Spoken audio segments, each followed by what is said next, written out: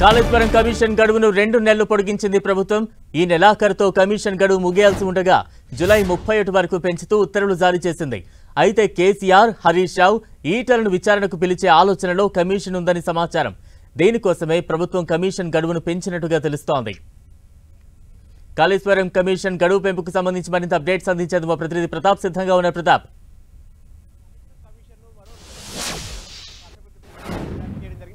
చూసినట్టయితే వాస్తవానికి ఈ నెలాఖరు గడువు ముగియనుంది. దీనికి సంబంధించి మరో 2 నెలలు కూడా గడువు పొడిగిస్తూ కూడా ప్రభుత్వం తాజాగా ఉత్తర్వులు జారీ చేయడం జరిగింది. వాస్తవానికి మొత్తం విచారణ అంతా కూడా పూర్తయింది. దాదాపుగా కమిషన్ ప్రభుత్వానికి నివేదిక చెప్పేసి అంతా భావించారు.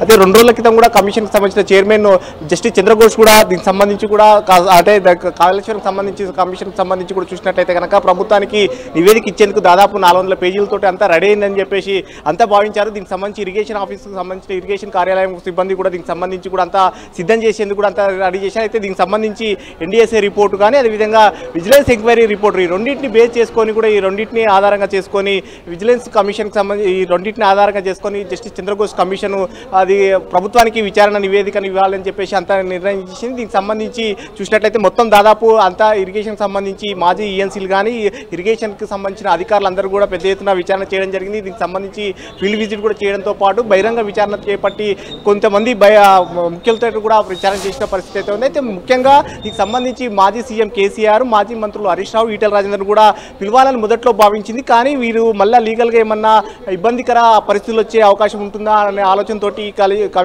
విచారణ కమిషన్ దాన్ని అర్ధాంతరంగా ముగించుకొని ప్రభుత్వానికి నివేదిక ఇవ్వాలని చెప్పేసి నిర్ణయించింది. అయితే దీనికి సంబంధించి కూడా అంతా సిద్ధం చేసిన తరుణంలో మరోసారి దీనికి సంబంధించి సహజ న్యాయ సూత్రాలకు భిన్నంగా అయ్యే అవకాశం ఉంటుంది. ఎందుకంటే విచారణ ప్రక్రియ పూర్తి స్థాయిలో చేయాలంటే కనుక దీనికి సంబంధించిన ఈ ప్రాజెక్టుతో ముడిపడిన అంశాలకు సంబంధించి ఎవరెవరు ఉన్నారు వారితో అందరితో కూడా మరోసారి విచారణ చేయాలని చెప్పేసి కమిషన్ మరో అభిప్రాయానికి వచ్చినట్టుగా కూడా తెలుస్తుంది. అందులో భాగంగానే మరో 2 నెలలు కూడా కమిషన్కు సంబంధించిన గడువు అయితే పెంచుతూ ప్రభుత్వం ఉత్తర్వులు జారీ చేయడం జరిగింది. అందులో భాగంగానే మాజీ సీఎం కేసీఆర్తో పాటు మాజీ మంత్రులు హరీష్ రావు, ఈటెల రాజేందర్ వీరిద్దరిని కూడా ముగ్గురిని కూడా పిలిచే అవకాశాలు ఉన్నట్టు కూడా తెలుస్తుంది. అందుకు భాగంగానే ఈ 2 నెలల గడువు కూడా పెంచారని కూడా తెలుస్తుంది. అయితే ప్రధానంగా చూసినట్లయితే కనుక గతంలో ఇరిగేషన్ మంత్రిగా పనిచేసిన హరీష్ రావుతో పాటు అదేవిధంగా కేసీఆర్ కూడా సెకండ్ టర్మ్ గవర్నమెంట్ వచ్చిన తర్వాత 2018 నుంచి 2023 వరకు ఇరిగేషన్ శాఖను పూర్తిగా సీఎం వద్దనే ఉంచుకున్నారు. కాబట్టి కేసీఆర్ కూడా పిలవాలని ఒక ఆలోచన చేస్తుంది. అయితే ఆ తర్వాత దీనికి సంబంధించి ఆర్థిక శాఖ మంత్రిగా పనిచేస్తూ నిధుల విడుదలకు సంబంధించి కానీ మిగతా అంశాలు ఫైనాన్స్కి సంబంధించిన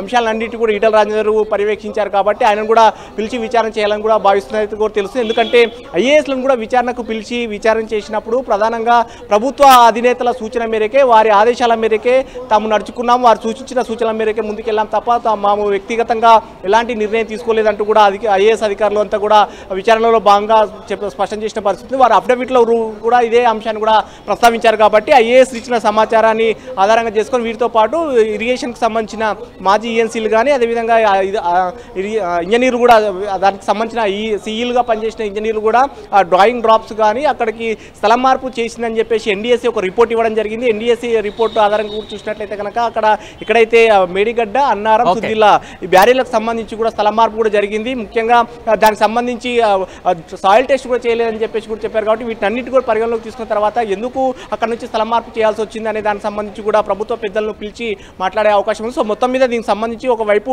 ఫైనాన్స్ అంశాలతో పాటు దానికి సంబంధించిన కాళేశ్వరం నిర్మాణానికి సంబంధించిన అంశాలన్నిటి కూడా గత ప్రభుత్వ పెద్దలుగా పనిచేసిన వారిని పిలిచి విచారణ చేయాలనే ఆలోచనతో భాగంగానే ఈ 2 నెలల గడువు పెంచినట్టుగా కూడా తెలుస్తుంది. Right, thank you Pratap.